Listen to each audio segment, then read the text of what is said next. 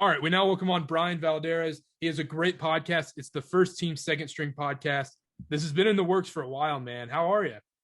I'm good, man. I'm happy to be here. I'm happy to be on the show. I'm a fan of the show. I've listened to some episodes, and it's just a good time. And I see you boys grinding with the guests you're getting on. I don't know how you're doing it, but it's always every time I see the list, every time I see the guests, I'm like, yo, let's go. Like, way to get after it, boys. Like, it's exciting stuff for you guys. Appreciate it. I have no idea why these people say yes, but I don't know. They Let's love keep it talking going. about themselves. I mean, Yeah, I guess.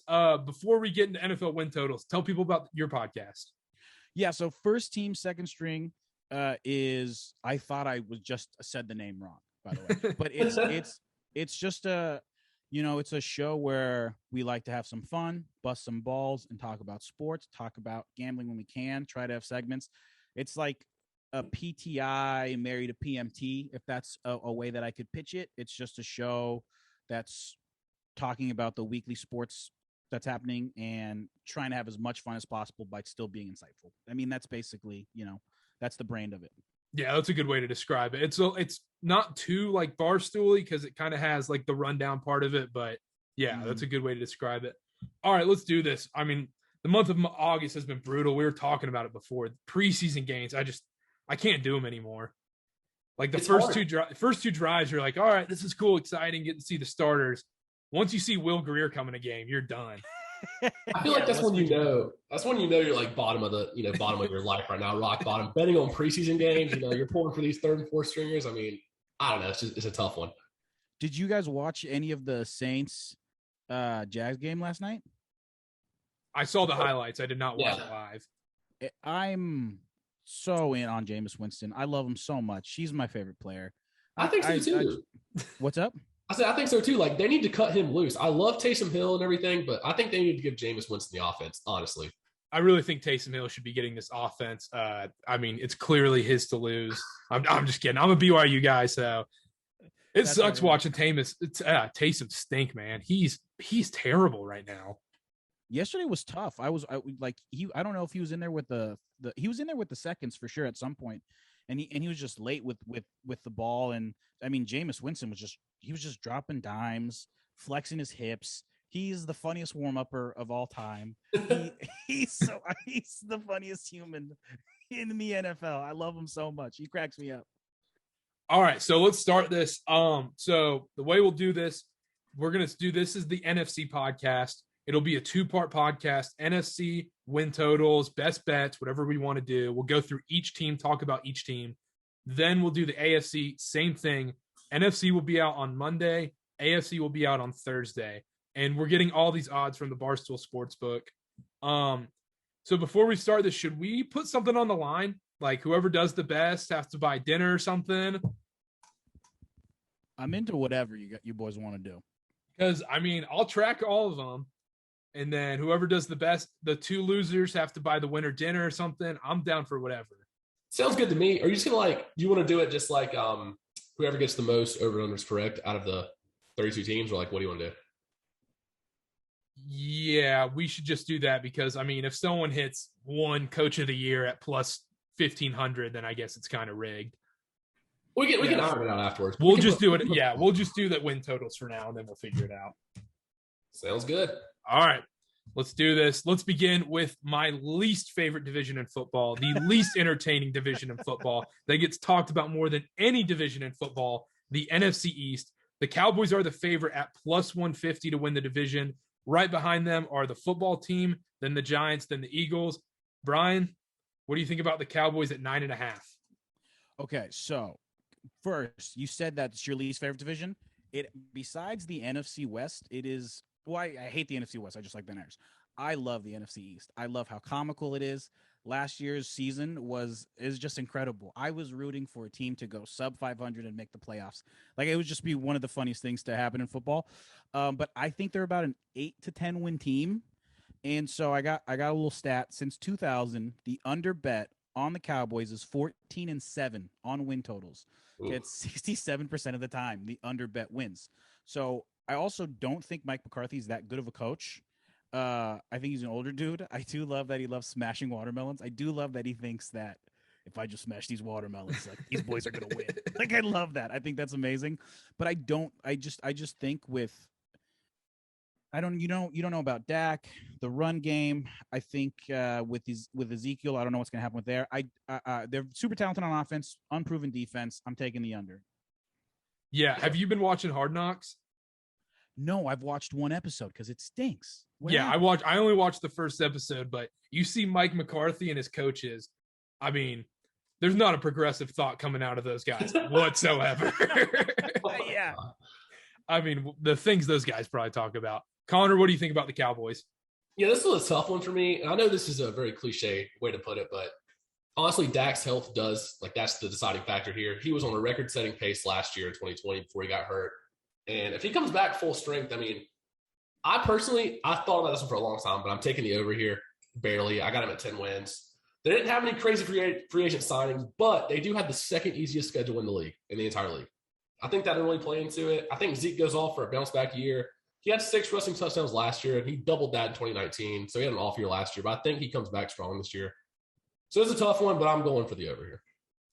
Yeah, I don't even know what to pick here. This whole division, I just hate. I mean, like I said before, I mean, I like Micah Parsons coming in. I think he's going to be awesome. The receivers are obviously great. And I feel like they're just being overly cautious with Dak. I don't think he's that unhealthy. Yeah. But I'm going to go under just because I just don't think they're that good. I think they're going to go against tough defenses, and I just think they're overrated. It's like Texas football every year. Texas football is overhyped, and they're under win total hits every year. Not only, 14-7 on win total since 2000. Like, that's legit. Like, if you gave me that stat on any game on whatever team's covering the spread, I'm taking that outright. Like, I just think that's a legitimate 67% of the time. Like, the under hits. That's crazy. Yeah, and I don't think I like Micah Parsons, but I don't think their defense has improved that much. They're going to be close your eyes and bet the over kind of team. And I don't even enjoy watching the Cowboys that much. This was hard for me to pick the over, but I'm sticking with it. I'm sticking with it here. All right, let's just get out of here. Let's stop talking about that team. Let's go to the football team. Their over-unders at 8 wins. What do you think, Brian? So I really like Washington over. I think they're going to win the division. In my heart, I want Philadelphia to win. That's my Philly accent. But I do think Washington wins this just because when you look at that defensive line, when you look at that team, they got guys on offense. They got Gibson, McLaurin, and then Ryan Fitzpatrick can still do some things, even though he makes some boneheaded decisions and he gets a little crazy. I just think out of everyone in the NFC East, I think they're the most complete team. So I'm going to take the Washington football team over 8. Connor? I'm going to have to agree with that. I'm going with the over here. And they got some playmakers on the team, too. Obviously, Antonio Gibson. But the receiving corps is honestly looking really good on paper. They got Terry McLaurin, Curtis Samuel. One of my guys, De'Ami Brown from Chapel Hill. I think he's going to have a breakout year. Mid-season, I think he'll be one of the breakout players of the league for sure. But, yeah, Fitzpatrick, I mean, if he can be a top 15, 16 quarterback in the league, I really think they have a good shot to win the division. So I'm sticking with the over here as well, especially with the defense being that solid. Yeah, I mean, you kind of just need a game manager for the football team. I mean, Fitzpatrick, like you said, he makes boneheaded decisions. And I don't know if I want to I don't think I would bet this personally just because I never want to put faith in Fitzpatrick in for a whole season. That's a terrible idea. And I'm not a Taylor Heineke guy. I know what he did in that playoff game, but as a Carolina Panthers fan, we saw him firsthand. I don't believe in him at all. Preston Johnson last week on the podcast said he liked the football team as a long shot to win the Super Bowl, which I thought was insane. Okay, is it? I mean, a long shot to win? Yeah, that's kind of crazy. But also at the same time, if everybody stays, it's crazy. I tried to like wiggle away around it. I don't think because I think anybody in the NFC West can beat them. Yes. And I think it's not crazy. Like I could see Washington winning a playoff game, but I think the Super Bowl is that's pushing it too much. But I am taking the over on this because I think it's going to be like that Bears playoff year with Mitch Trubisky. Their defense carries them all year. Mitch just gets them by in these games, close games all year. It's going to be 17-21, 16-13 kind of games. Get them in. They're going to lose in the first round of the playoffs once again. And I like Ron Rivera, I really do, but I don't think they go past the first round. Fair. But I think they win the division at 10-7, 9-8. Don't be hating on Mitch Trubisky, by the way. I don't want to hear any of that slander. No Trubisky slander here. He loves to kiss titties, dude. There's no Trubisky slander here. There's never been a smarter statement said. Fair. I like to hear that. Our sweet Mitch. All right, let's do let's move on to the Giants. Their over-unders at 7, Brian. So when I was looking at this on the Barstool Sportsbook, I saw that there was minus 143 to go over 7, and the only thing I thought of was just like all the people in Jersey, just like there's no way the Giants are gonna not, just like shout out to all the people from Jersey betting it down to 143. I think it's under. I think you don't know what Danny Dimes is gonna do. I think there's too much uncertainty. I think with Danny Dimes, there's a lot of talent here. With Leonard Williams, there's a lot of talent with Saquon, but I also think like Saquon's coming back from injury. The offensive line is still poop. So I just think, I don't know. I just don't think they'll do it. And what the hell is Evan Ingram? Like, who is he? Is he good? I still don't know. So to me, I it's think literally hit or miss. What's up? I said it's literally hit or miss with Evan Ingram. But yeah, just going off what you said, I agree with that completely. Daniel Jones, this is a make or break year for him, and that means a lot of added pressure. And last couple of years, Daniel Jones under pressure, not the best. Who's their backup? You are. It was Colt McCoy, right? Colt McCoy's on the Cardinals now, I believe. That sounds right. Yeah, because he's with Kyler Murray. Because I think that backup quarterback is going to play a big role this year. I do think, though, this is Daniel Jones' best talent around him in the last couple of years. So they have Saquon coming back. They have Galladay. They signed Kadarius Toney, first rounder. I think I wrote down on this paper they have 5 capable wide receivers. They got Shepard, Slayton, John Ross, Galladay, Toney. I mean, he's got some weapons around him. Before anybody says anything else, hammer the over. Mike Glennon is their backup quarterback. That's over. Well, can I just say? But if there's no offensive line, if they can't get Jones any time, then I just don't know how it works. I mean, maybe with Saquon just being back, that it's going to make that much of a difference. I also think that Joe Judge and the fight like that. Originally I was all in because I was like, oh, they just fought because they believe they really they're fired up. And then Joe Judge made him run sprints, and I was like, "That's a team." If grown ass men are listening to this guy tell them to run sprints, and they're running sprints when they can just take their helmet off and be like, "No way," then they're buying into Joe Judge's system. But I just don't know. I just think it's under. Yeah, PFF has them ranked as one of the worst O-line in the league, even with Nate Solder coming back. But their defense is solid. I will say that. I mean, it's not like top 7, 8 defense. I'd say it's more like 12, 13. But this Giants year is either going to be tank for Sam Howell or they win 9 games and sneak into the playoffs, winning the division. So did you go over or under, Carter? I'm going over just because I want to be different and I want Daniel Jones to be good because I think it'd be funny. I wrote down push at first, but if I have to choose over or under, I think I'm leaning under here. But I wrote down push, so. And the Giants are plus 375 to win the division. That seems like it should be plus 500.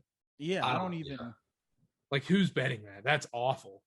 But Giants, yeah, I'll go over. I mean, I got to be different, and their weapons are insane. Like, he's not going to have time to throw, but I mean, if it gets to him, it's going to be in the end zone. Because I mean, Sterling, you have Shepard, Slayton, Galladay, Toney, Evan Ingram's hit or miss. But is Saquon? I don't think Saquon's back till week 3. I just assumed he was going to be back for the opener. I heard they were holding him out the first couple of games, but that could have changed. I haven't looked at it for a while. That wouldn't shock me if they held him out, honestly. I mean, I think he's out the first couple of games. Who are they playing first? The Broncos. What a gross game. Yeah, that game's going to suck. That's why you gamble.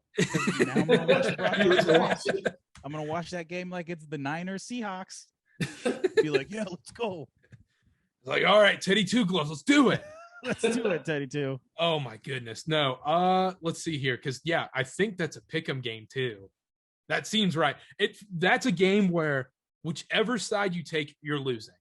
You just know, right? When you hit submit, you're like, oh, I lost. That is an excellent take. That is an absolute what is that? Like that's just very wise. That's a wise take. That's a Quartercast hot take, as our logo says. Yeah, I just feel like I'm gonna think about that on that Sunday when I look at the line and I'm like, fuck. Oh yeah, so screwed. Oh my gosh, yeah. Like it's in New York too, so yeah, screw that game, and I'll just end up having whatever. I don't even want to talk about that. Let's do that. Your Eagles, apparently, their over under is 6.5. Okay. So the appropriate the right play is under. Thank you. but as a Philly guy, I love Philly so much. They're the funniest fans of all time. It feels like it's the same team. You don't know what's going to happen when Jalen Reagor just like could be just an all-time hated player for the Eagles if he doesn't get any better, especially with Justin Jefferson being a top 10 wide receiver. But Devontae Smith is the real deal. I like that Jalen Hurts has gotten better every year. I do like that. I don't Siciliani. I don't like him. So I'm gonna say over 6.5. Just because I love Philly so much. I can't go under. That over is at -152. I was gonna say this whole division, the overs are getting hammered right now for all four teams. I was looking at it earlier. And I love every under in this division. The NFC East fans are incredible. They're just like, yeah, dude, we're gonna go 10-0. I mean, somebody's got to win the division, so apparently. Connor, what do you think about the Eagles? Yeah, this is a tough one for me too, and I'm not a big Philly sports guy, but I actually put the over here, barely. I think they'll win 7 games. I think they can get 7 games. They have the number 1 easiest schedule in the NFL, literally number 1 easiest schedule in the NFL. Jalen Reagor, I think he can bounce back this year. He was hurt some of last year, only had 1 touchdown. But, I mean, if they get him the ball, I think he can make some plays. And, I mean, the division hasn't improved that much. I mean, the other 3 teams in the division have not gotten that much better. So I think the Eagles can, siphon 7 wins somehow. I like the under here just because I hate the Eagles. And I think Jalen Hurts, people are going to make Jalen Hurts throw the ball.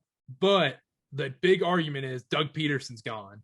And I think that's a huge play because Doug Peterson, I thought, was the most overrated coach in football. Literally the day Frank Reich left, that team stunk. What was so funny is that the year he won the Super Bowl, he wrote a book on building a dynasty. Like the next year, he wrote a book about building a dynasty. I thought that was so funny. Yeah, and I don't think he's a good coach, but whatever. They got new blood in. I just don't. Their defense is not good. Their O-line's not bad, but I just don't believe in Jalen Hurts, and that's what it comes down to. I'll go under here. I hate this whole division. I hate everything about it, even though I also love how miserable they are. So I guess there's that. It's the best. Go ahead. Sorry, Connor. Well, I was going to say, I got one more comment just going off the Eagles. What is up with Zach Ertz? He was a top tight end, 3 years ago? And now they have him listed as second on the depth chart. PFF has Dallas Goedert as the 5th overall tight end in the league. That's insane. Zach Ertz's drop rate percentage points have dropped from 2 to 5%. I mean, I don't know if it's age. I don't know what it is. I don't know if it's bleached his hair blonde. I don't know what happened, but Zach Ertz is Dallas Goedert is considered considered the 5th. Yeah. I was like, what? Really? That's like a Todd Gurley-esque drop off. It's that bad. I don't know. Yeah, that's a good comparison because it just happened out of nowhere. And I guess it was just injuries over time, and he's just like, screw. I mean, he was going top 2-3 rounds in fantasy football. 2 years ago? Mm-hmm. I mean, I don't know. Yeah. I mean, you got Kelsey and then Ertz basically. Yeah. But crazy. All right. No futures on that division? Personally, no, not for me. I stayed away from that. Yeah, I don't have any. Not $1 worth that division. Dak Prescott MVP. Dak Prescott to a comeback. Yeah, comeback plus 250 if I have to, because I have my own comeback player at plus 1,000, but I'll get to that when we get to that team. But I think at plus 250, realistically, that's not. I mean, Jimmy Garoppolo at plus 1,000 when he's not starting week 4. But if realistically, if Dallas doesn't stink, he's going to win comeback player of the year. But I do think there is a value at, when we get to it. But yeah, you can do plus 250 a comeback player of the year. That's just like, it's going to happen. Yeah. If they have a winning record, automatically it's going to. It's just such a good story. I feel like if it happened, you can't get away from that. All right, let's move on to our division, Connor. The NFC South. The Buccaneers are clear favorites, and rightfully so. I mean, they're going to spank this division. They have a cakewalk of a schedule. Like, their schedule is so easy, it looks like, on paper. Yeah, and they're minus 200 to win the division. As long as Brady stays healthy, they're winning this thing. Their win total's at 11.5, which I think is low. For some reason, the over is at minus 148 and the under's at plus 120. Brian, what do you think? Can I just say, as a fan in that division, doesn't it stink when a team is that much favored, like that much of a favorite in your division, where it's like to win the division, they're minus 200 in football? You're like, what? That just sucks. And also when we have all these question marks, because this is the weird part of the NFC South where like everybody else is on the downward end. The Panthers could be going up, but the Buccaneers are so good. You just have to wait until Brady's done. Something has to happen to Brady. Yeah. He's 43. It's crazy. Yeah, and you just have to wait till Brady's done. And if Sam Darnold's not the answer, then we're set back for a little bit. Yeah, we'll get to the Panthers, and I have a little rant on that but too.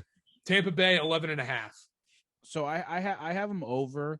You return in all the starters. It's another year with Brady. As you guys have mentioned, it's an easy schedule. I don't know how, unless people get injured, if they stay healthy. I mean, obviously it's football, but you'll see what happens. But they have a great offensive line.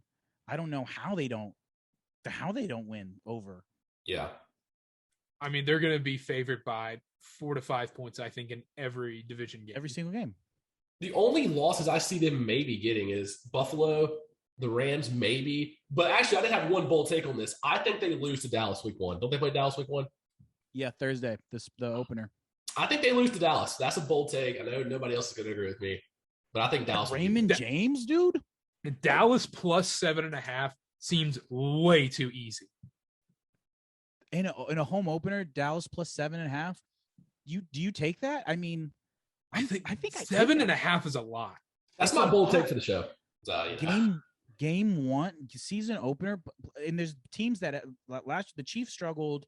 And then the year before that, the Eagles struggled. Teams struggle in their home openers. I always used to think they would just be dialed in, but it's ring night. They're chilling. Dallas plus 7.5. Like, get on that now if you can, because that's gonna. I wonder where the money's at for that one. So Connor, you think over 11.5 too? I think it's a pretty clear over here. I don't want to jinx myself, but I have them winning 14, 15 games if everybody stays healthy. They, like Brian said, they returned every starter. They added even more depth. They assigned Giovanni Bernard as a third down back, maybe. And it pains me to say this because Chris Godwin's on my fantasy team, but I really think Antonio Brown will have a good year. I think he'll be – I don't know. I think they'll focus in on Mike Evans a lot, Chris Godwin. I think Antonio Brown will surprise some people. Most of the money's on Tampa Bay week 1. Is there any way we can do like a quick line where we figure out, like, is it over under how many games Antonio Brown plays until he gets suspended or does something crazy? Can we do that? Because I would love to do that. What would you say? What would you week 7? No. Week. Let's go week 9. Week 9. Oh, I think that's okay. If they go into like an 0-3, like a 3-game losing stretch, it's going to be heated in that locker room, and he's just going to blow up on a player. He just punched a guy the other day. I don't even know what for. We're going to see a helmet get flown at Bruce Arians' head. He's so crazy. Oh yeah, didn't Arians start defending him too for doing that? I saw that. He must be killing it in training. Yeah, that's what I'm saying. Oh my goodness. I do think week 12 he's going to do something crazy. Week 12 we're going to get a report. Over 11.5 seems way too easy. That's why I think Vegas knows something. I think they're like, oh, Brady, maybe this is the year Brady's done. Hopefully maybe he retires this season. Please, like, I'm begging. They're bringing back everyone. They only added depth. Gio Bernard. Who's that guy they drafted? Tyron, or he looked nasty in preseason. Yeah. I forget who. Yeah, but he did. Yeah. Yeah, and they're right. I think they got to be the Super Bowl favorites coming out of the NFC, right? I think the only thing is the O-line just has to protect Tom Brady because they're like, I feel like if he takes a couple of good hits, like not saying he'll be out for the season, but like, he could be a shell of his former self after a few hits. Who knows? Or he's got someone giving him these sketchy supplements. Who knows what's going on He's at going Brady down to camp?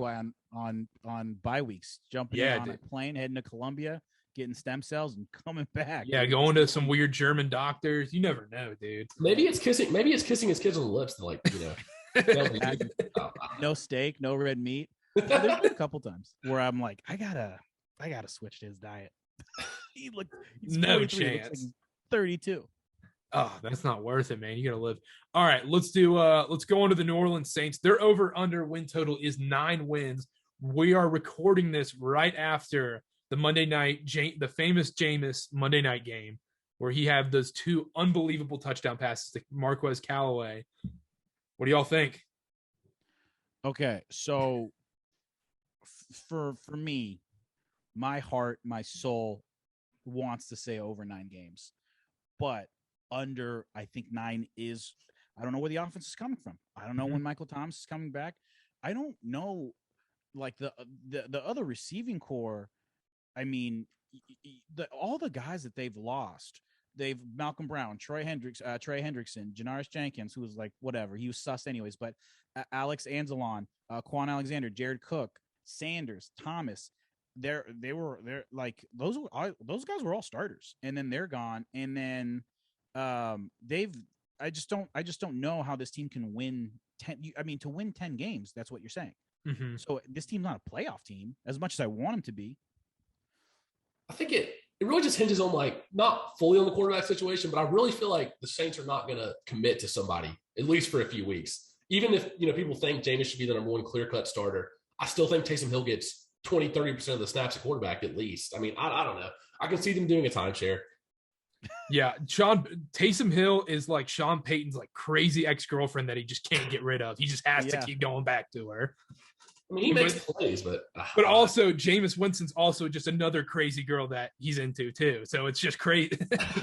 What is that? The Bill Gates conundrum? It's the Bill Gates conundrum. Where it's the Bill Gates conundrum. Did you hear about that, Connor? No.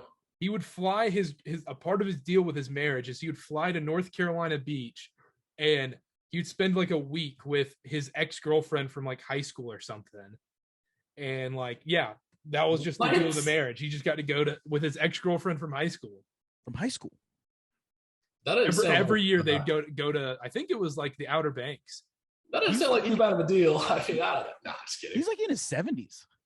What a guy, dude! This podcast is going to get canceled by Bill Gates. Yeah, chill. Whatever, dude. Pogues over here, bro. Do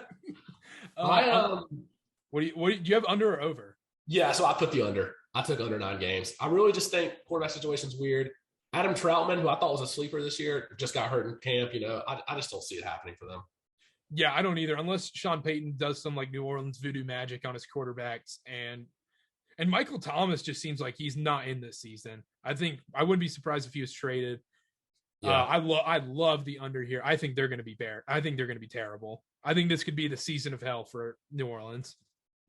Should I do my player, the favorite bet now, or go for it? Oh yeah, let's hear it. All right. So I know I just said they were going to win under 9 games, but comeback player of the year. Just check me out. Plus 1,000. We saw the dimes that he threw last night. We see the way he warms up. There's nobody funnier. Also, he says all the right things, which is like, I don't need to be Batman every play. I can just be Bruce Wayne. And I think those are all, and I understand what he's trying to say. And I think if the Cowboys stink, which is, it can be a possibility, as we've, talked about the stats that are behind that. If they do stink and somehow Sean Payton is able to do some magic and figure something out, there's still Alvin Kamara. Like, I think that at plus 1,000, there is some value with Jameis Winston, specifically the way he looked last night and with what he said. That's all I'm saying. He's also hilarious, but that's all. I think that's a good take. That's a hot take. Plus 1,000's a little low for me, but I like it. I feel like it should be at 1,500 if his name was like Mark Smith. But since it's Jameis, it's going to be a little hit on. So we all went under there. The Atlanta Falcons are at 7.5.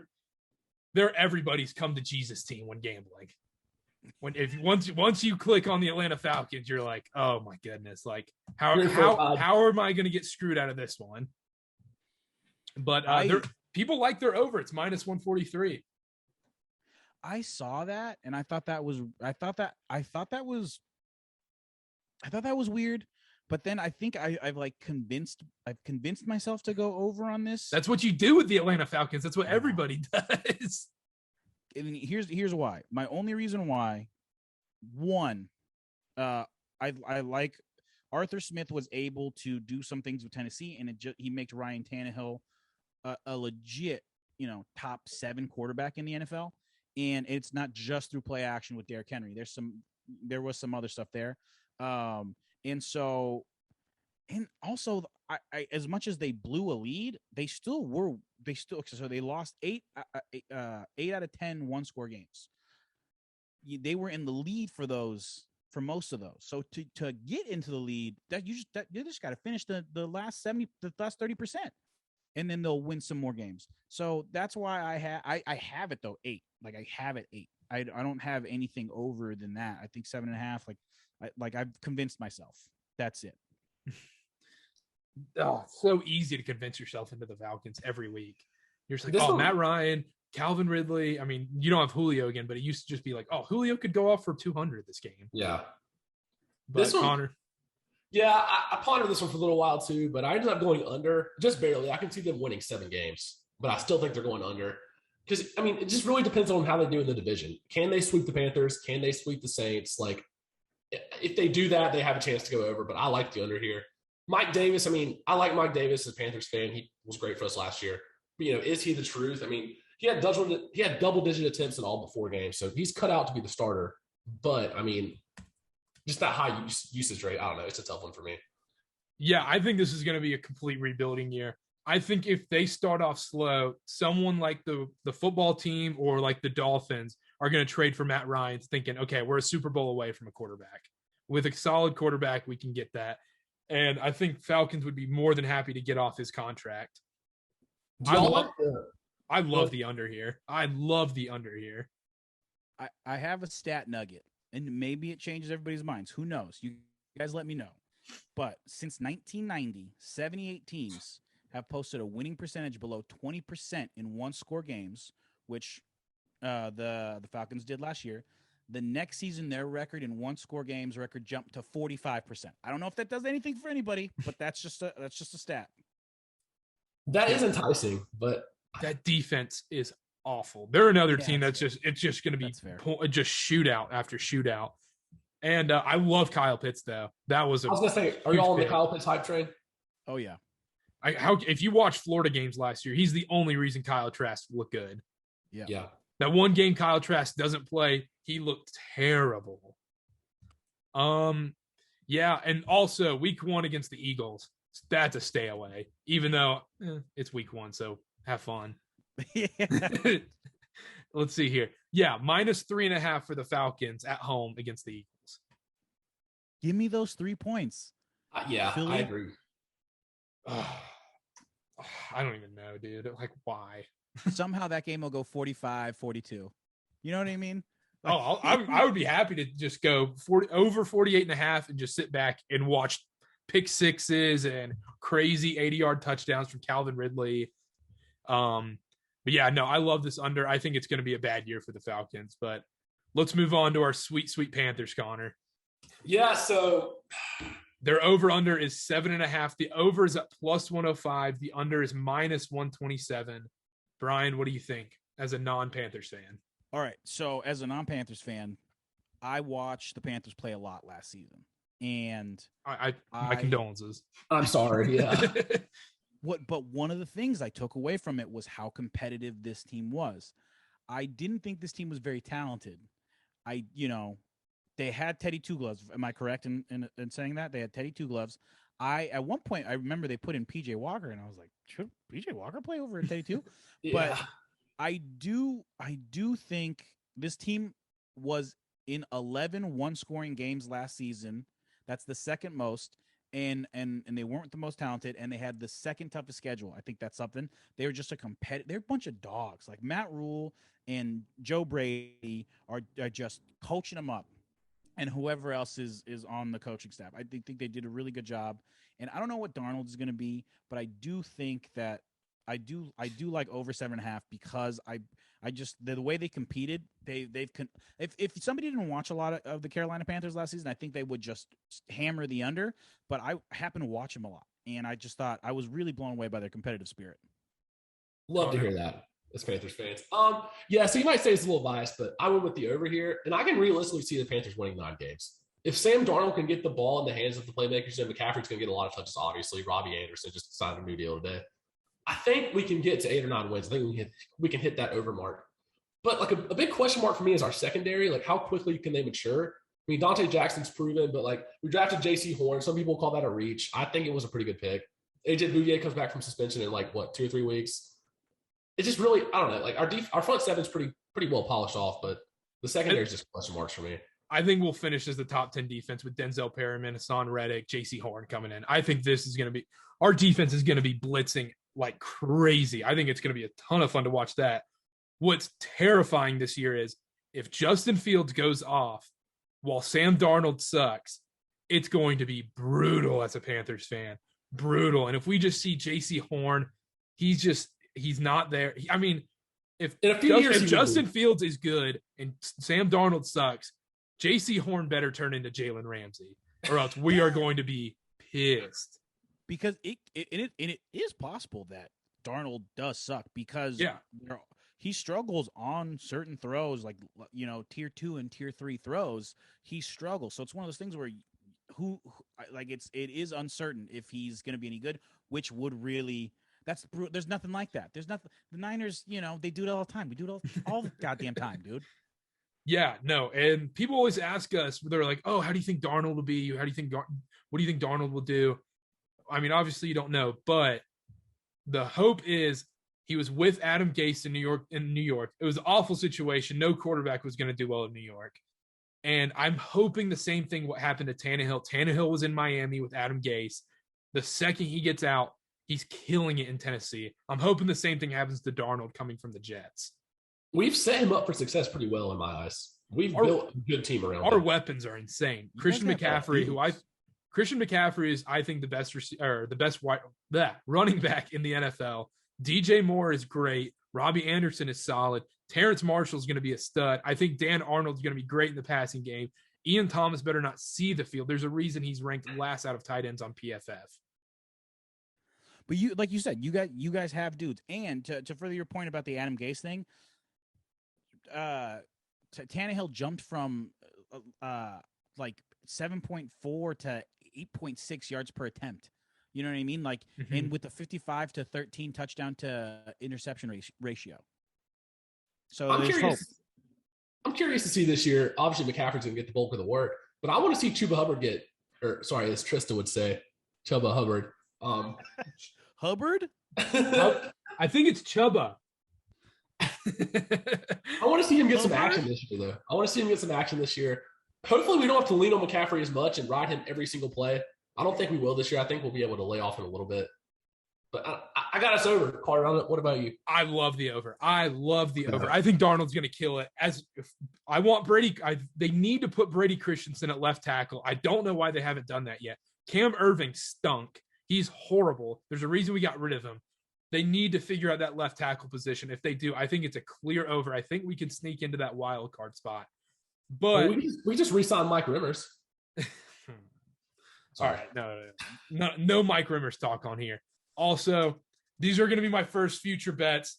I'm taking the Panthers 11-1 to win the division. I think Brady falls apart at some point this year.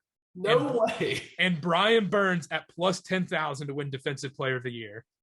I love it. Oh my gosh. There's nothing.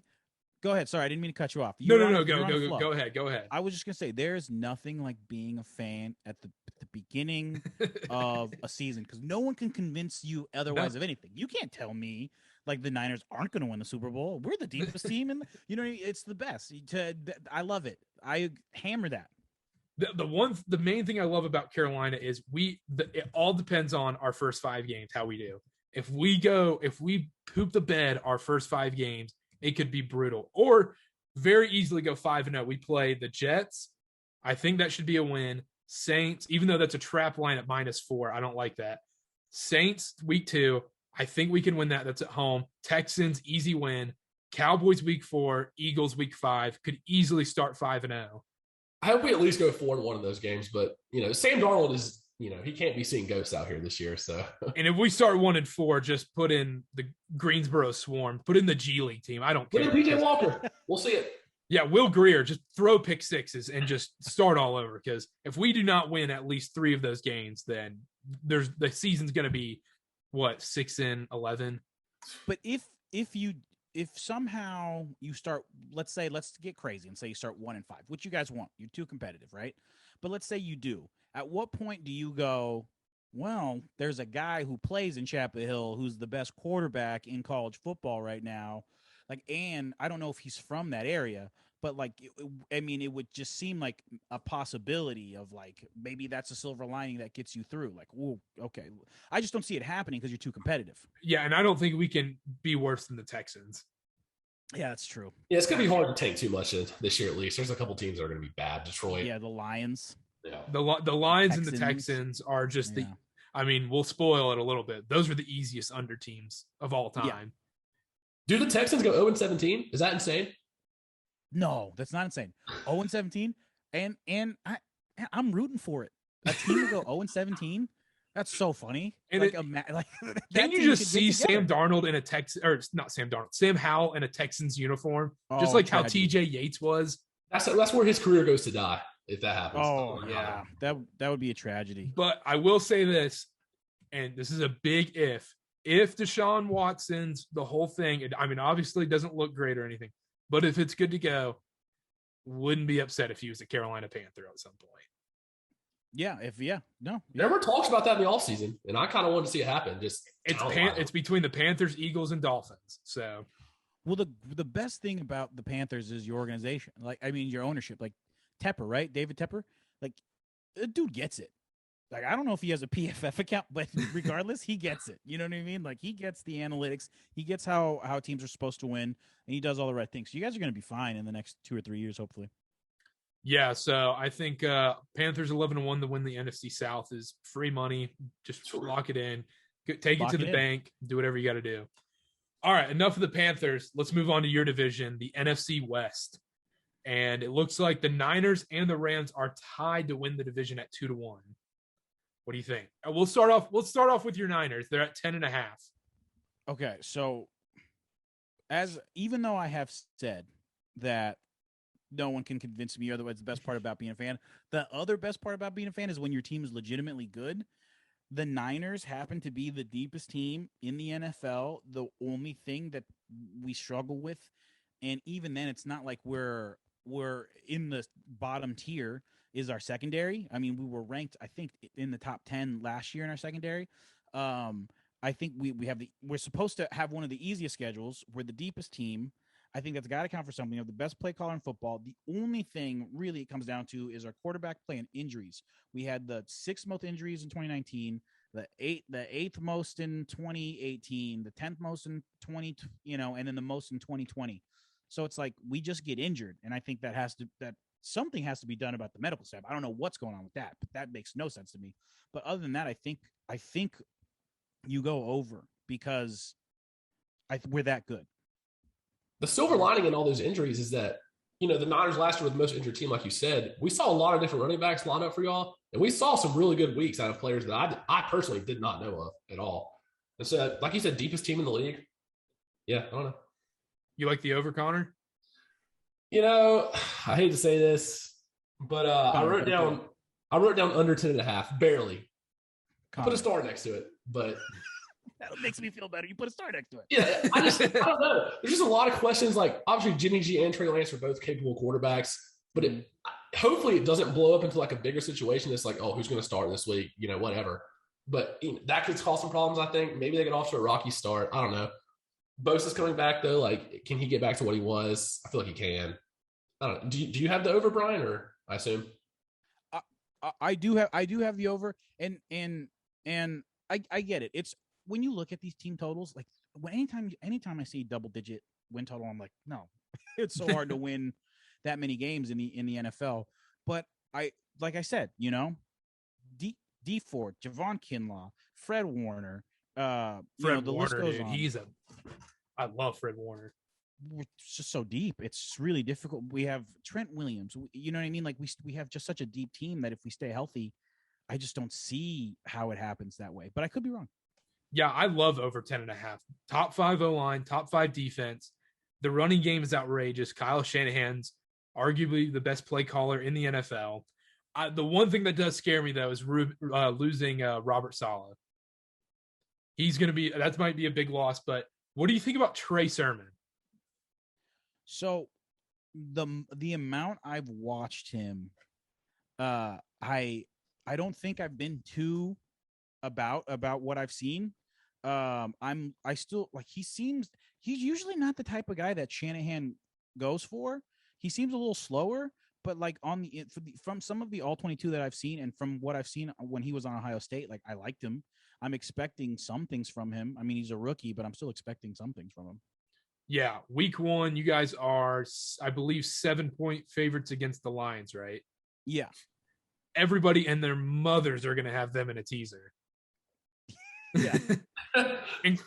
Including myself, but Oh yeah. And last year you guys weren't terrible, and it was the season. Talk about the season from hell. It was so brutal, dude. Was CJ Beathard on there last year? Yeah. Oh yeah. Dude, I remember when CJ Beathard got drafted and I was talking to my buddy and I was like, we looked up his hype tape, his highlights. And I was like, all right, dude, next Tom Brady, let's go. Let's go. Because it was all because my buddy was like, dude, his dad was a GM. He knows football. I was like, you're right. He knows football. I'm sold. I was like, God, So, I remember what's up? I was going to say, correct me if I'm wrong here. I think Brandon Ayuk goes on a tear the first 2 games. Oh, yeah. You see that? I mean, he had 5 receptions in 6 of the last 7 games last year. He ended on a really strong note. Killed me in fantasy. I think he legitimately could get, he was on pace for, I think he ended up with 80 or he ended up with 60 and he could have, but I think he can be like a 90 to 100 guy based on just like how the offense moves. I really like Brandon Ayuk and Debo is still, and then still George Kittles or Greg Kittles, whatever you want to call him, Yeah. I mean, it all comes down to the Trey Lance, Jimmy G thing. If it's Jimmy G will probably take them to 10-7, 11-6, barely get them by. Trey Lance can take him to the Super Bowl, or he can make them even worse somehow. You just never know. That would crush me. Niners Twitter is the Black Plague right now. Anytime anybody says anything good about Trey Lance, there's like a Jimmy G truther who comes in and he says something, and then somebody else says something about Trey Lance. Someone from The Athletic. Yeah. It's just a shitstorm. Niners Twitter is all hands on deck, but I get it. Wait, what are you gonna say? As a fan, who do you want to see start week 1, and who do you want to see end the season as the starter? So I want to see Trey Lance and the season starter. Full disclosure, I hate Jimmy Garoppolo. I hate everything about that man, except for the Kiara Mia thing. But that's it. Like I really, really, really loathe his decision making. I don't like his arm, and I've had a problem with him ever since. Probably about when the year we went to the Super Bowl, he just kept making terrible decisions, and I was like, this is not what I expected. And so I really want Trey Lance to start week 1 now, because at the end of the day, and I don't know if he's going to start week 1, but Shanahan's got some packages in place for him already. So I think that can get you 9-10 weeks. So maybe even if you start him week 11, that's fine by me. I just want him to really, most importantly is that he finishes the season. If he doesn't start the season, that's fine. Even though like you have the Lions and the Eagles week 1 and week 2, like, that's lunch. Confidence booster. Yeah. And something lose either of those games, then is Jimmy G starting for sure? Kyle Shanahan said that he hasn't announced a starter. I'd be surprised if Jimmy G didn't start. Mm-hmm. But at the same time, what you've seen from Jimmy Garoppolo, it's not that much better than what Trey Lance can do right now. And Trey Lance just turned 21 and he hasn't played a meaningful football game in 2 years. Yeah. You know, so it's like the ceiling's really high and he's really raw. So I think if you're gonna do it, you should do it. Also, I'll say this: I think the Niners come out of the NFC. I believe in Trey Lance. The two quarterbacks I believe in this draft. I think Trevor Lawrence will be good, but whatever. Zach Wilson and Trey Lance are going to be great. Yes. Because, I mean, there's no better quarterback setup. And every quarterback in that draft was just begging, like, oh, please get me to number 3 at the Niners. Please get me to number 3 at the Niners. There's no better situation. I like Niners at plus 650 to make the Super Bowl. So I have that as well as I have that as well. Like I have them. And then can I say on the Zach Wilson thing, I was going to say like in November, watching BYU, watching some of the throws Zach Wilson made, no one was really on him yet. And some of the Niners Twitter, we were like, nah, we don't like Jimmy Garoppolo, so we're going to look at other quarterbacks. And at the time I was begging. I was like, man, and maybe Zach Wilson will get him in like, and then he just jumped all the way up, and I was like, it's over. We're not going to get him. But by about week 3, as a BYU fan, I was begging the Panthers because at that point I could see Teddy Bridgewater stunk, and I was just begging, oh, just please get Zach Wilson. The dude is going to be good. I don't care, Connor, say whatever you want, but Zach Wilson, if you just watch him, he's so calm in the pocket, and then he just makes such good throws and picks apart defenses. The only reason he's the easiest player to pick on out of this rookie class, because he's a rich white Mormon boy that it's just easy. It's just easy to pick on him. Like, and his mom's hot. I was about to say, a lot of the credit can go to his mom here, for being honest. Also, it didn't help him when he was just surrounded in the NFL when he was looking around everybody. I was like, hey, dude, you got to learn this camera's going to be on you, bro. I was like, dude, this isn't Utah anymore. Or the meme that went viral when he took a photo of himself. Yeah. Oh, yeah. Oh, but I mean, he's so good, man. I was at the Boca Raton Bowl, and I was just sitting there watching him. The throws he would make, the receivers would have their back turned. The ball would already be there. Guy would turn, and it's just in their chest immediately. And just unbelievable throws. I think he's going to be special. I mean, I'm spoiling for the AFC preview, but I love him to win Rookie of the Year. Yeah. I mean, I hope he's good. I mean, I love Michael Carter. I think they could be a pretty interesting tandem. And they made the best off-season coaching hire by far. Yeah. And he genuinely looks like Aaron Rodgers when he throws the football. Like, it explodes out of his hand, effortless, on rhythm. There's no throw where it looks like he's exerting himself. He can throw off platform. It's just crazy. When I watch him, I'm like, he's the only player besides Trey Lance that like, if you got me to pick Zach Wilson or Trey Lance, I would still lean Zach Wilson. Just because Trey Lance on the Niners is just, with those kind of weapons and that O line, it's hard to beat.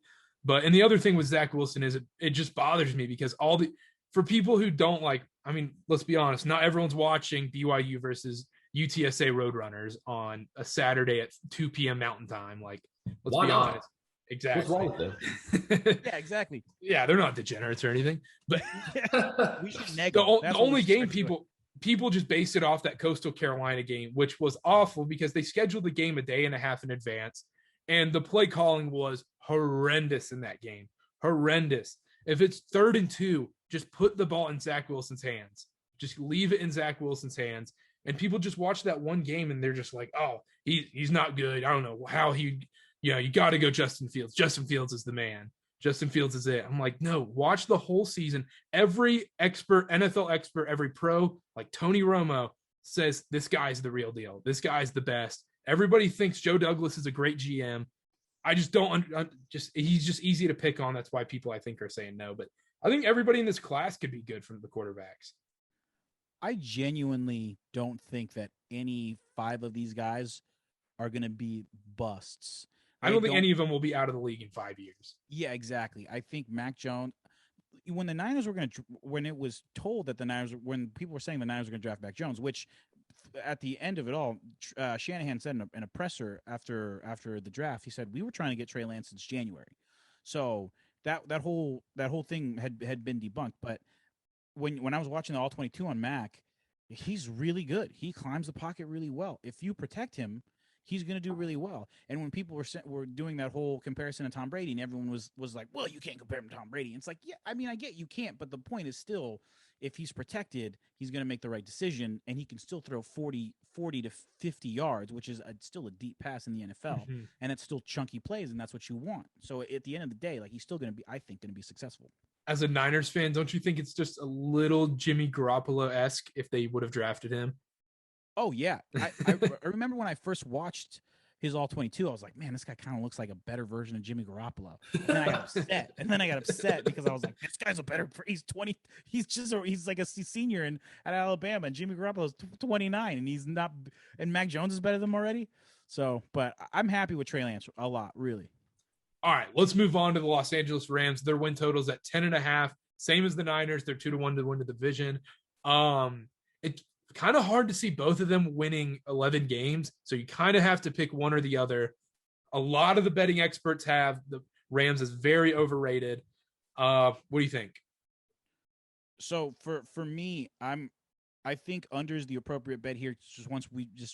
As we've discussed, how are two teams gonna win 10 games in the same division over how two teams going to win 11 games in the same division. I'm a big believer in what the Rams have, though. Like, I just don't think, I think double digit 11 games is tough. No depth. No depth. Stafford, Ramsey. You're asking a lot of Jalen Ramsey and Aaron Donald, which they can do, right? Like, you shut down corner is the most valuable thing in the NFL, and you have Donald and Aaron, and you can manufacture pressure. But I just think it's just no depth, like you were saying. There's too many questions because with Akers going down, I mean, I feel like he was going to have a good year. I mean, Henderson, like, he's shown flashes of potential, but like, he's never been the bell cow back, in the past. There's too many questions on their offense. Their defense is pretty good. But I went through their schedule earlier, and I was going game by game. I just couldn't find 11 games that I really thought they were going to win. So I went under here as well. Yeah, I just think, you know what? I'm going to go over. I feel like if you Stafford is not that good. Stop. I think Stafford will be that good with Sean McVay. I think Stafford's pretty good. I think Stafford. I love good. 11 games Matt with this Stafford. team. I just can't see it. I love Matt Stafford. He finally is on a good team. I am glad he's out of Detroit. I will say that. And good play calling. I mean, he's got Robert Woods, Cooper Kupp. It sucks Cam Akers went down. I think that is a blow. But I'm going to go over. Why not? Get crazy. Yeah. Let's get crazy. Are you convincing me to go over? I think you just. All right, $100 right now. Put it in. We bet both of them 2-1 to win the division, get our money back. Let's go. We'll hedge. You've convinced me. Because let's just do it. Stafford, I'm gonna do the opposite. Whatever I just said, I'm gonna do it the same way. But Jalen Ramsey, Sean McVay, Aaron Donald, they can do all those things. I don't know. I just think I don't know. Stadium, like with fans. Sochi. I don't know what it's called. It's a sweet nice stadium. Yeah. And I think both of those teams are just miles better than the Cardinals and Seahawks. Yes, I agree. Connor, can I ask you something? Yeah.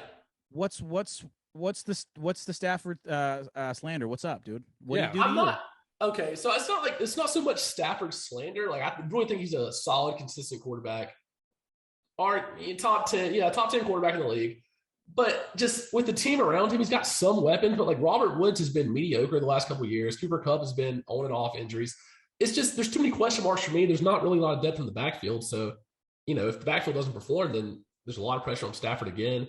He's never really been too big of a winner. That was a good argument. I think I'm going under. I'm going back. I'm jumping shit. I'm pushing the other way. I'm going over still. I think this is a 2-horse race in this division. Even though it seems like 4 teams, I think it's Rams, Niners, and I still like the Niners to beat out the Rams. I mean, I don't know if it's ever been done. I don't know that much about NFL. Is this the best division in the NFL? Oh, it's not even close. It's not even close. The Cardinals would be favored in quite a few divisions. It is very difficult to find like Sean McVay's just too good of a coach where, like, if it's under, it's 10 games. And that means they went 10-7 or 10 what it was, 10-7. Yeah. That means they went 10-7. So even that is still a stretch when this team is as good as, but once again, like, you're asking Jalen Ramsey and Aaron Donald to do so much. And that's my concern is you're just asking them to do a lot, and then the rest of the guys can they be good enough? Because you don't need a shutdown defense. You just need a good enough defense and a really great or a really good offense. And yeah, Aaron Donald attracts 2 guys on most plays, but can the people around him beat their man one-on-one consistently enough to make that matter? Like, it's just, I don't know. It's a lot of question marks. Sean McVay, Matt Stafford. What Sean McVay was able to do with Jared Goff makes me just like, if he has Matt Stafford, how is he not winning 11 games? Okay. He did so well with Jared Goff. They made the playoffs last year. Who was the guy that started for him? Because he benched Jared Goff. Oh, he played at Wake Forest, didn't he? Was it John Walford? John Walford, yes, that's it. John Walford. Yeah. No, and then he got injured. And then Goff had to come in. And Goff played and then Jared Goff had to go back in. And then Sean McVay was like, damn it. Just when I think I'm out. Yeah, I mean, it's so you're not going to get rich betting against Sean McVay. They went 10-6 last year with having Jared Goff. And Matt Stafford, I think, makes them 1 win better with an extra game. You know what? That's why we do the show. You know, we see things differently. Sometimes we're making bets for a reason. You know, we're wagering each other. Yeah. You know, we'll see. I'm confident. Looking last year, I did not realize the Seahawks were 12-4. Oh yeah, Russell Wilson was my quarterback in fantasy. Started the year off MVP frontrunner, and then just fell off the face of the earth. Oh my god! I got stats for that guy. Don't worry. All right, let's move on to the Seahawks then. Their win total is over under 9.5. Their O-line, I don't believe in their O-line at all. Russell Wilson was running for his life. Go for it. Their over is hammered right now. It's minus 159, isn't it? Last time I checked. Yes. Not a fan. People are hammering the over, and it's with great joy that I get to say under at plus money. Because it's plus money. Because one, that Russell Wilson has never led the Seahawks under 9 wins. Right, that's fine. That's fair. But you know what? Every dog has its day, and this is the year. Because I mean, even though they got the passing coordinator for the Rams as the offensive coordinator, it's still it's like you said, they're 30th in sack rate. The offensive line is bottom 2nd tier. It's almost a 3rd tier offensive line. So Russell Wilson's going to be running for his life again. I just don't see it. They went, and then last one, they went 8-3 in 1-score games last season. They went 8-3 in 1-score games. Like, they're not going to go 8-3 again in 1-score games. So it's like you lose half of those games. And I got a game. What's up? I was gonna say I have a game for y'all to mark down your calendars. Week 5, they play the Rams on Sunday Night Football, right? Yeah. Seahawks are winning that game. You like the Seahawks over? Yeah. How? No. Listen. I took the Niners under. I took the Rams under. I guess you got to choose someone to go over. Yeah. Yeah. I mean, I guess it's a hot takes podcast, I guess, but as mad as I was at Russell Wilson last year, he fell off in the second half of the year. I really do believe in the Seahawks. They have a pretty well-rounded team, and I think they can get to 10 wins. I'm not saying they're going to be like 12 wins, but they can get to 10. I really think they can get to 10. But can I just ask, are you saying that the Niners and are you just saying that the NFC West is just going to beat itself up, and then the winner is going to limp in with 10 dubs? That's honestly not a bad take. I just think that I can see that. Yeah, I think there's going to be a lot of like series or season splits with these teams, and yeah, they could all go 3-3. It would not surprise me if the winner of this division had 10 wins, 10 to 11 wins. Like, I don't think it'll be over that. Yeah, I think that's fair. Iron sharpens iron. That's the problem, though. If that happens, then nobody's winning the Super Bowl in that division because no one's going to buy. That's true. And the Buccaneers did it last year, but what scares the crap out of me with the Seahawks, their opening 5 games, they could very easily start 0-5. They play the Colts week 1. They play the Titans week 2, the Vikings week 3, Niners week 4, Rams week 5. Yeah, those are all. They're not going to be heavily favored or big underdogs. I don't know what the Colts situation is with Carson Wentz, but I mean, I would get. I mean, if they start 0-5, it's going to be bad. If they start 0-5, I will never do this podcast again. I will just stop. Like, genuinely, no way. And let me. So my question to you guys is this: when just looking at the schedules and looking at, doesn't this seem like this is the closest parity-wise it's been in the NFL in a little bit, because I mean, but I think Buffalo's the highest. They got the highest win total at 11. Other Maybe than the if I remember Chiefs. correctly, or maybe I the think the Chiefs, Chiefs at are above. 11 and a half. I think the But- Chiefs are 12.5. 12 and a half. The Chiefs are 12 and a half. Yeah, they went up. But it just seems like I don't know. It just seems like it's so close that I don't know. I'm really excited for football because of that. Like the teams are a lot closer than they've ever been. Yeah. And in the past, you look at some games on these schedules and you could be like, oh, easy win, or oh, they're definitely losing this game. But this year, there's so many games that are like, I mean, this could arguably go either way. Like there's so many competitive games on the schedule, I feel like. The I'm thing gonna lose so much money, guys. I'm gonna lose so much money. I can feel it. Yeah, I mean, like you're looking at week 1 lines, you're like, all right, this is wrong, but okay, this is wrong, but okay, this seems too easy, but whatever. The thing with the Seahawks is if they come out to a slow start, let's say they start out like 2-4, 3-3 kind of deal, the back half of their schedule is very kind to them. They get to play the Texans, the Lions, they get to play the Jaguars. That's very kind to them. They also get the Steelers early on too, which I think the Steelers are going to stink. Okay, bold take, bold preview for But that. I still like the under because I just don't believe in them, and I think the Rams and Niners are just that much better. Fine, Carter, fine. Cool. Yeah, I mean, and also the whole fake Russell Wilson, the fake humble Russell Wilson thing, the weird trade request where he's like, oh, I don't want to be traded, but I wouldn't hate being in Chicago, Dallas. That was weird. I really thought he was going to leave. I wouldn't mind being in Denver. I can't stand Russell Wilson, partly because sometimes I'll get Russell Wilson. If I were to take off my glasses and reveal my hair, guys, he'd be like, whoa, hey. But, yeah, I do every once in a while. So I'll make TikToks for first team, second string, and sometimes somebody will comment like, "Hey, bro, you look like Russell Wilson," and I'm like, "Hey, man, hey, don't taller. Fuck off." Don't worry, we had the great value Ryan Fitzpatrick on last week. Oh yeah. but it is the Mr. Unlimited. I've never hated Mr. Unlimited more. I can't. The one video I always think about, not always think about, when I think about Russell Wilson and how cringy he is after he signed his humongous extension and he was in a bedroom with Sierra, clearly after they had sex. Clearly. It couldn't be any more clear. He literally had just busted his nut and then went, I gotta go. I gotta post this video. And he talked about how Seahawk Nation. 12 man. Also, the weirdest thing too was when he did the ESPYs that nobody even knew about was even on in 2020. They did the Zoom ESPYs. Oh, I didn't know that. Oh, it's weird. If you see it's just Russell Wilson, how awkward it is. He's always awkward. He's always weird.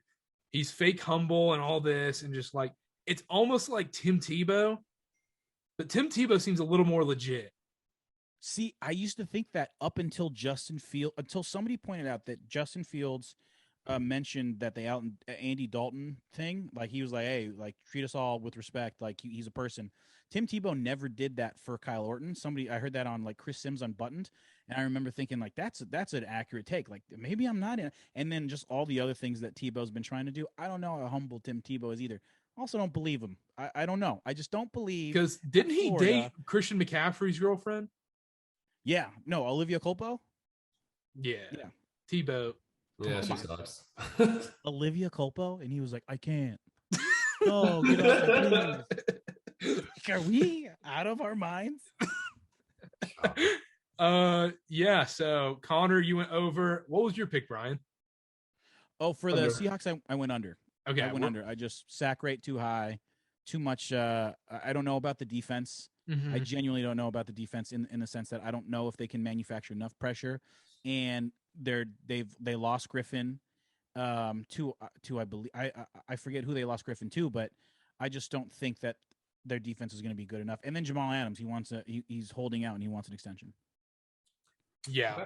All right, let's move on to the Arizona Cardinals. They're a solid team, and they're last in this division at 8 wins. Over is -134, under is +110. This one I have no idea about. I have no idea what to pick. So it feels like a push. I agree with you. I thought this one was really difficult because I was looking at this team and I was like, I was thinking that this is not a bad team. It's not a bad team at all.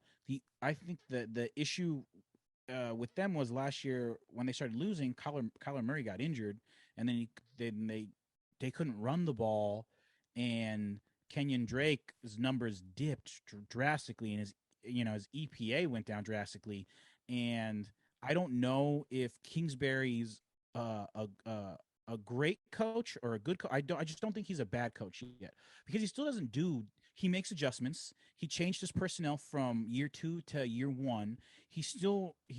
I think this is a make or break year for him. And I think if Kyler Murray stays healthy, even though they're an old team, I think they can really do something. And it's a close division. I wanted to lean under, but I'm starting to convince myself over.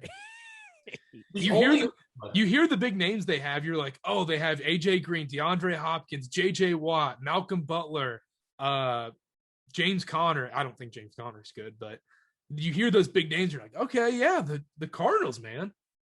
The only reason I did not hammer the over here, I was so confident, is because the division. The division is literally the best in the league. It's hard for me to see them getting more than 8-9 wins. So I wrote down push maybe, but I am leaning towards the over here. Like I said, I went under on the Rams, under on the Niners, so I have to go over here. And also Chase Edmonds, he averaged 3.5 receptions almost per game last year, but he's only had 1 carry inside the 5-yard line his entire career. 1 carry inside the 5-yard line. Kenyon Drake loves getting those half-yard gains. Yeah, and so will James Conner play that role? I think Edmonds gets more snaps this year than he did last year. I don't know. It's just a lot of questions.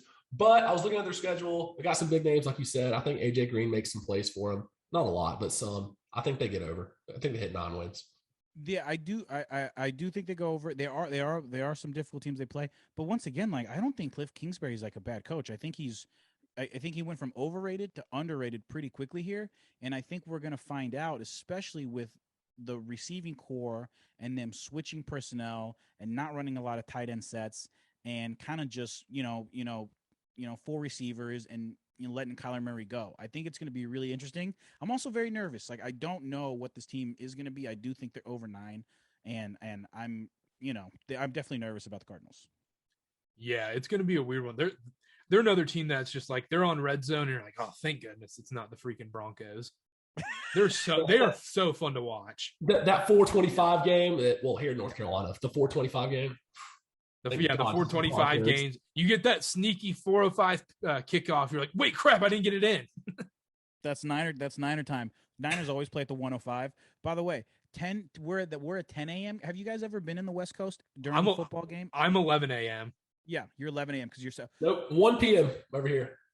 11 a.m. I feel like they were right. Central time is perfect. A football game at 11 a.m. An NFL football game at 11 a.m. is perfect. I like Central time I'm in Mountain time at 11 a.m. Central time at noon, I think, is the best. 11 a.m. is a little early because you're like, okay, I'm up at 9. The thing is, I'm up anyways because Liverpool always ends up playing the early games. So I'm having to watch Red Zone, the Panthers, and then Liverpool. Liverpool's in the second half only up 1-0. I'm having to stress that out when I have all these bets on the line for freaking NFL. So 11 a.m. is great. I don't think I could do 10 a.m. 10 a.m. is too early, especially you missed the London game. Oh, I always do. I'll wake up, depending on what happens the night before. I'll wake up at 9:45 and slamming, 12 bets in and trying to figure it out. Don't say that, Tom. Connor's currently retired. Yeah. And, I like the 1 p.m. kickoffs because it gives me perfect time. Roll out of bed around 11, take a shower, go to Bojangles, get some Supremes, come back, large sweet tea. Turn on the Panthers, Fox Sports. Yeah, 1 p.m. feels right, too. And 1 p.m., 4:25. The Sunday night game sucks because, you just get that feeling every time Carrie Underwood comes on, you're like, oh, crap, I forgot I have a history paper due tomorrow. Yeah, that was always the thing. The Sunday scaries, you'd hear that. The worst part was the final act, where it would say, the final act, and I'd be like, all right, I didn't do any homework. At lunch tomorrow, I have to copy. Everybody's over. It was like, dude, Quizlet, holy. Yeah. I don't know what to go here. So are you going over under, Brian? For the Cardinals, I'm going over. I was under, but I convinced myself to go over literally in the time I started talking about it. I think they're 1,000% going to be a push. I literally wrote down, I couldn't figure out what to pick here. So I just said, do whatever the opposite they said, do whatever opposite Brian and Connor say. So I'm going to go under just to be different. And I already have the Rams and the Niners. I think they might just spank this division. Will every team in this division get 9 wins or more? Is that possible? I think so. Yeah. What's the best division in football history? Because I wonder if that's even happened. That's what I was thinking too. Well, I guess it can't be 9-7 because, or I guess it would have to be. Oh, there's an extra game. Yeah. 16. So 2 years ago, in 2019, when the Niners won the Super, or when they not won, God, that hurt. when they won in my dreams, but lost in reality. But it was 2019. The Cardinals were 9-7. The Seahawks were 11-5, and the Niners were 12-4.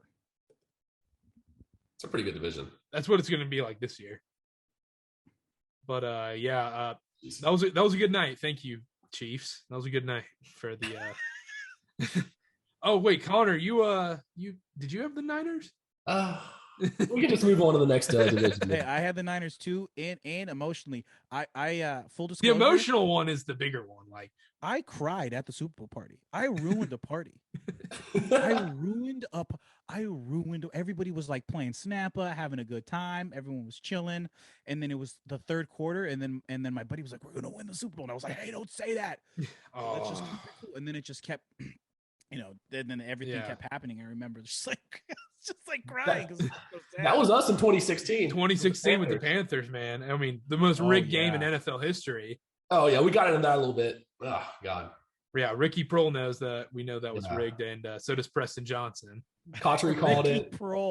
Ricky Prohl. We told Ricky Prohl that the game was rigged, and he wouldn't come out and say yes, but he was big on the whole Cotchery called it thing. It was a good interview. That was a good interview. But he did admit that he said they overthought that game. He said they overthought that game and went into it with too much stuff. But yeah, and then were you a Niners fan with the in the Ravens year? Yeah. Oh, dude, 2 Super Bowl losses. All I've ever known is the Niners sucking or losing a Super Bowl. I've never seen the Niners be good. Doesn't mean that every Panthers fan's the same way. If you're a Panthers fan, you remember 2004 against the Patriots. I mean, I'm a little too young to remember that, but I mean, you get 2 Super Bowls, you lose, heartbreaking fashion. Yeah, you guys have 2 Super Bowls. Welcome, dude. Yeah, Welcome. dude. Nice to be here. Oh, this is turned into an AA meeting. Gotta get off. Yeah, no, and also, why are you at a Super Bowl party where it's not just solely Niners fans, man? Well, so California is weird because you can say that again. Because there are no, because the Rams just got here like 3 years ago. And so before that, everybody was just inheriting teams. So you just took the teams that your folks passed on to you, or people from out of town would have their own teams. But so whenever there was like a Super Bowl, there's no place. Everyone's just different. So it's just you just go to a party, and that's what I would just go to my friend's party because they would have it. So. Yeah, no, I'd have to be with only Panthers fans. Anybody that's even neutral, you got to get out, man. You got to get out. I'm not doing that. We're all going to be miserable together. All right, let's move on to the last division, the NFC North. This one seems pretty clear and obvious what's going to happen. It seems like it's going to be Packers, then Vikings, then Bears, then Lions. Packers are minus 177 to win the division. Packers are at 10.5 at their win total. What do y'all think? Hammer that over. Yep. They've won 13 games back-to-back years, and they play in the NFC North. There's no way, even though the Vikings are a talented team offensively, and they're talented defensively, they're just a little old. There's no way that Aaron Rodgers, who had the greatest season of his career last year, there's no way that the Packers aren't going to win this division. Especially, they have a decent defense. They have good cornerbacks. They have Devontae Adams. Good O-line. These are my 2 prop bets for later on down the line. Oh, I have one too. Yeah. But yeah, this is going to be an Aaron Rodgers FU kind of year. Like, it's going to be his last year in Green Bay, it looks like. And I could just see him. I don't know if they'll win the Super Bowl, but they're going to dominate this division. So just real quick before I go on this, I wrote down Aaron Rodgers plus 800 for MVP. That would be my pick personally. He won it last year, right? Yes. I don't think he wins back-to-back years. That's the thing. They're going to change that narrative. I didn't really consider that, but Just looking at it on paper, though, if I had to choose one, like, I don't like Lamar to win it. I don't really like Mahomes to win it. My pick's Aaron Rodgers. People want to say Josh Allen, but Jameis Winston. Now we're talking. Jameis Winston. It's improving. Stock's rising. I will say I do agree with you, Connor, on even though it's plus 800, and also the Josh Allen I think is like plus 1,200. I mean that's legit. That's a legit one too because he finished second in MVP voting last season. Oh, I wrote my long shot MVP down as Christian McCaffrey. If the Panthers finish 11-6 and McCaffrey goes off for like 1,300 rushing yards and 1,000 receiving yards, I think he wins MVP. If we finish 11, oh my gosh, that would be amazing. I mean, you never know. We're competitive, like you said. We're in all these games. Our schedule's not that hard, but we already talked about the Panthers. Let's keep on talking about the Packers. I think this is the easiest one, the easiest over. I know it's double digits. You never want to bet over on a double-digit win total, but 10.5, it seems too easy. Well, I was going to say it. Yeah, over 10.5 for sure. You know, this is a quote-unquote contract year for Rodgers and Devontae Adams. I think Adams is gone after this year also. Exactly. They posted the MJ Scottie Pippen thing on their story. I think it's pretty clear since the last dance or whatever. The linebacking core is really good for the Packers. Their outside linebackers are probably top 2-3 in the league, looking at the roster. Randall Cobb's back, another playmaker. I think it's the over here. The division's not the best. Alan Lizard's still there too. And your boy Valdez-Scantling's still there also. Hey, they're going to go off for those 2 fantasy games where they get like 130 yards, 2 receptions, 2 touchdowns. Also, shout out to EQ St. Brown, alma mater. Went to my alma mater. Okay. Shout out to him. And then for my I have it at I think it's plus 800. I have it written down here somewhere. Plus 800 Aaron Rodgers most passing touchdowns. I like it. Oh, like it's that. plus 700 Rodgers most passing touchdowns, and then I have Devontae Adams plus 650 just most touchdowns for a receiver. I just think, I'll just take 1.23 EPA expected points added, 20 yards per attempt, 50% success rate, and 80% catchable balls. Like this dude he just balls out. So I just think he's going to do that. Plus 700 is better than Mahomes plus 300. Even plus 300 Mahomes, if you take that, I'm not going to be upset at you just because they have an easy schedule. Yeah, it kind of feels like the Dak Prescott comeback player of the year with Mahomes. Just like, all right, I mean, it's plus money and they're probably going to win it, but you got to go somewhere else. I also like Amari Rodgers and Robert Tonyan coming. Robert Tonyan's going to be better this year, and I like Amari Rodgers coming out of Clemson. But so we're all three going over here, over 10.5. Yeah, this is that one's just too easy. Let's just move on to the Vikings. Their win total's at 9. This is kind of a coin flip one. I thought they had a great draft, but can you trust Kirk Cousins? By the way, before you answer this, they only have 3 primetime games this year. So you can. 3 primetime night games. You like that? Unless they get flexed. Oh, that would be so funny. Colin Cowherd would have a field day. For me, I have under. And the only reason I have under, even though offensively they're really talented, I think Dalvin Cook's the top 2 back, obviously. He played more games last year than he's ever played in his 2-year career. The issue is they're not all vaccinated. If they're going to miss time, if guys are going to miss time, then you're going to be in trouble. Like if Kirk Cousins misses time, and depending on Kellen Mond, who I don't know how many reps he's getting, I don't know how many snaps he's getting, and I don't know, and he's unvaccinated too. So they have to have 2 extra quarterbacks on the depth chart just to be certain that they're not going to be in a situation that the Broncos were in last season.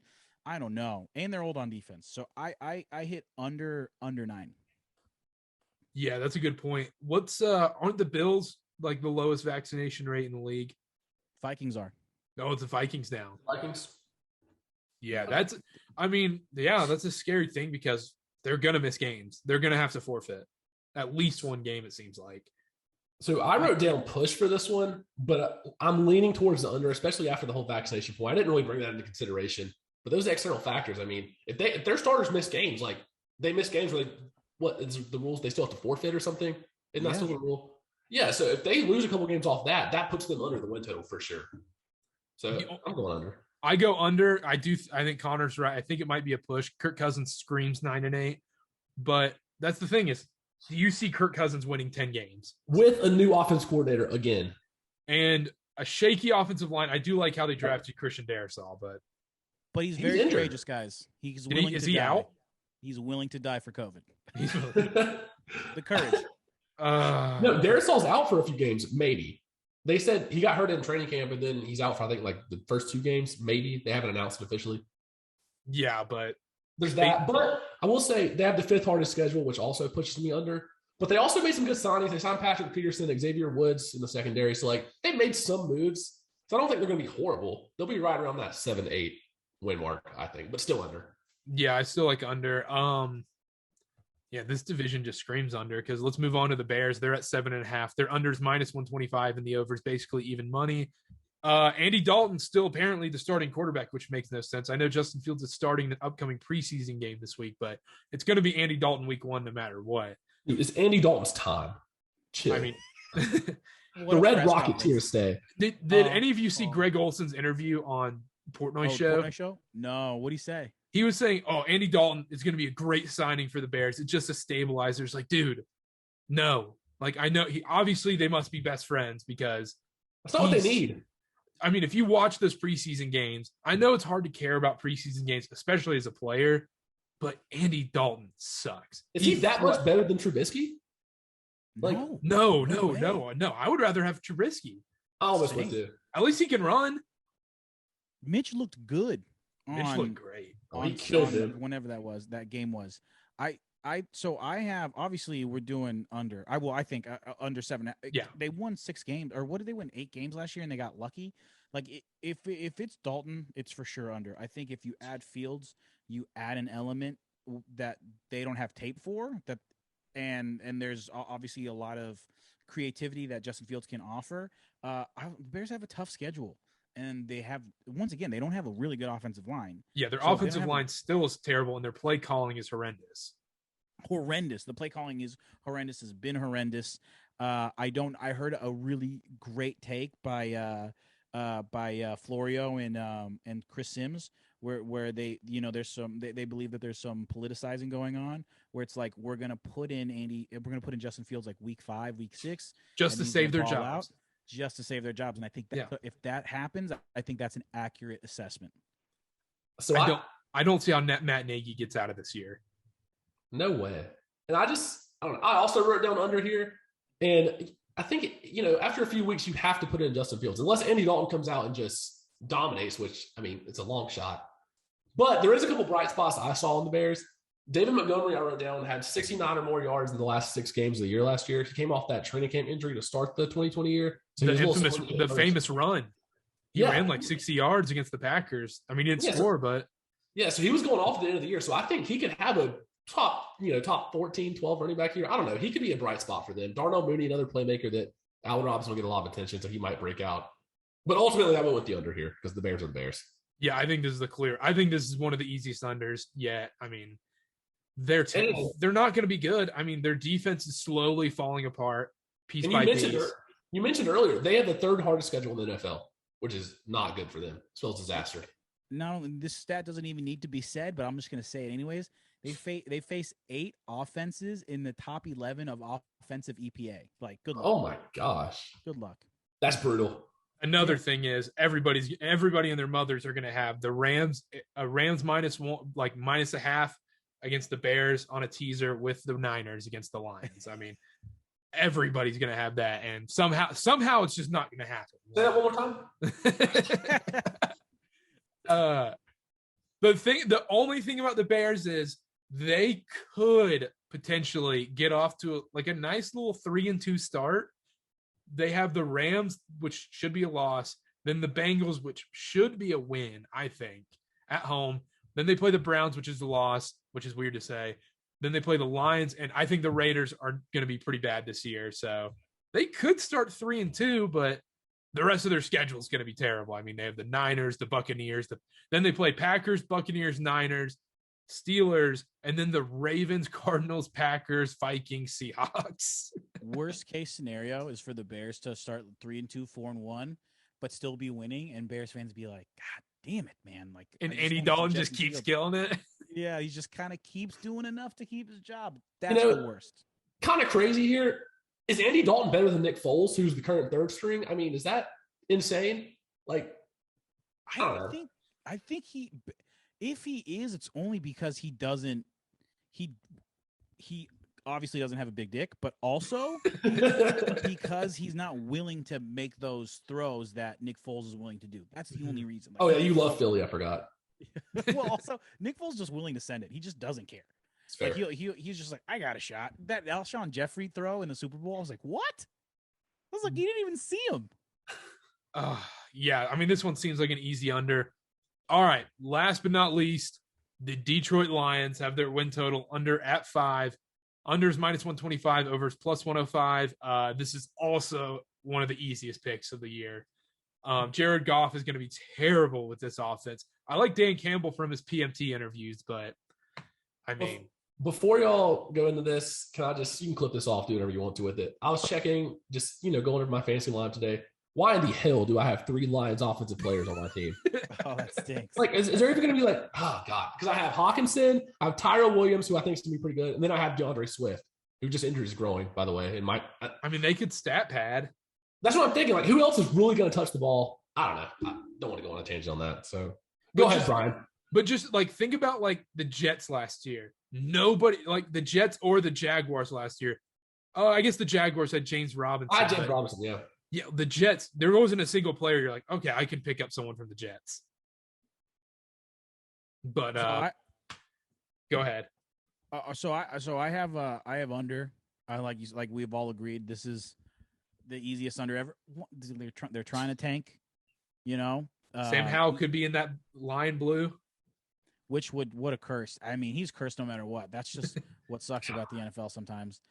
They also have a difficult schedule.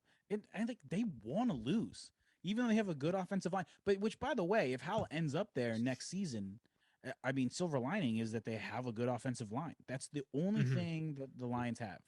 So, I mean, under though, way under. Yeah, this is going to be like their 0-16 year. I want to say there's a bet you can take between who's going to have the worst record in the NFL. And I think the Texans and the Lions are both at plus like 200 something. And if you bet both of those, you make money because one of those is going to be the worst team in the NFL. That's fair. I also obviously went under here. I don't think they win more than 3 games, maybe 2. Jared Goff's okay, but in this offense with this talent around him, it's not going to be anything crazy. Hawkins is pretty good. Tyrell Williams might have a breakout year. They signed Michael Brockers to help the pass rush. That's the only positive thing I really saw on the roster. But yeah, I also went under here. Nothing crazy to talk about. Yeah, I think that one was self-explanatory. Any other NFC futures, player props, anything? Oh, I think. Also Bosa. I forgot to mention that comeback player of the year. That's a good one. And I got some AFC guys, but I will do that for the next episode, I guess. But I have I have Bosa comeback player of the year. I can see that. And then was it teams to win most games in a regular season? I have the Niners at plus 1,300. If they're the deepest and have the easiest schedule, I think that gives you an opportunity. That's what I'm saying. I think the value at plus 1,300. Yeah, that is good value because plus I think the Chiefs are just going to get bored in these regular season games. I mean, you saw it last year. There were Vegas's night. I mean, every sucker, every non-sharp in the world was like, "Oh, Chiefs -5. Like what? It's got to hit." And then they just somehow make it a 4-point game, and they don't. It's crazy. Cover. Yeah, it's crazy. It was crazy every time. I mean, that just felt rigged. I think it was just Panther stuff. Christian McCaffrey 50 to 1 to win MVP. Brian Burns 100 to 1 to win Defensive Player of the Year. Panthers 11 to 1 to win the NFC South. Just hoping Brady finally falls apart. Maybe the TB12 method hits a wall. Hopefully, maybe, please. Oh, and Niners to come out of the NFC to make it to the Super Bowl at plus 650. Is there anybody that you like other than the Niners to make the Super Bowl? I had it, for the out of the NFC, I wrote it down somewhere. Obviously the Bucks, right? Like that's a team. And not enough value there though. What are the odds aren't the Packers plus like 800? 550. Plus 550. Yeah. That's the thing. It's like when it comes to this, you're looking at that value, and the only other team maybe the Rams at what? They were what, plus 650 along with the Niners. Yeah. I would rather take my money on the Niners. Connor, anything else? No, that's about all I got. This is a pretty good in-depth breakdown. Had a good time. All right, so that's it for our part 1 of the NFL preview. We'll do the AFC podcast. We'll record that tomorrow night. That'll be out. You'll be hearing that one on Thursday. Thanks again, Bryan. Let them know where they can find your podcast and your Twitter. Yeah, boys, thank you so much for having me on. This was a lot of fun. I'm excited to do AFC. First team, second string. You can find us on Apple Podcasts, Spotify. You can find us on YouTube, and do all the songs and dance that involves that if you want. And then we're on Instagram and TikTok and all that. So, but first team, second string. So check us out. Cool. Awesome, man. We'll talk tomorrow, and appreciate it. Thanks, Bryan. Thank you, boys.